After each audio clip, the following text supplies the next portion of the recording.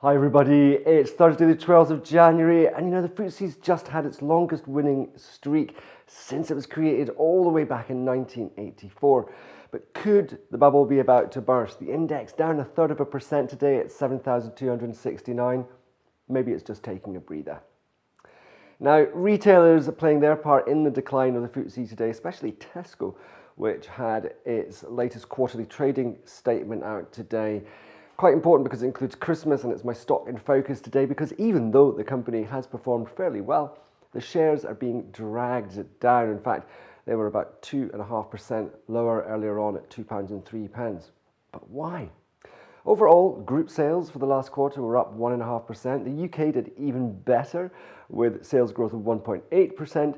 The Christmas season, which is a 6-week period around Christmas, the quarter saw sales growth of 1/3% overall, and food sales actually outperformed the market at 1.3% growth. But this hasn't impressed investors at all. Even though it clearly shows Tesco is getting back on track, not everyone thinks that this can be sustained. Now, I hold shares in Tesco, and I can understand the sentiment. Most of the numbers are, well, just in line with expectations. Nothing to knock your socks off, really. And maybe that's why the shares are down so much. We want to be hearing about stellar performance from Tesco. We want to see it grabbing back market share from its upstart rivals, the likes of Aldi and Lidl. And just maybe we might also want to start hearing about when the company may restart paying dividends. In a couple of years now.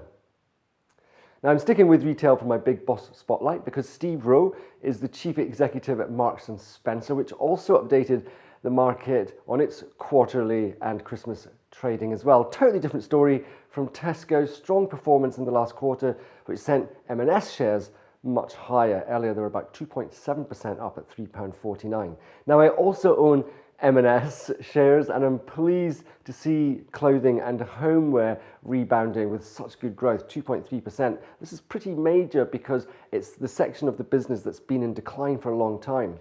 Food sales were up by 2/3%, so that's safe as usual.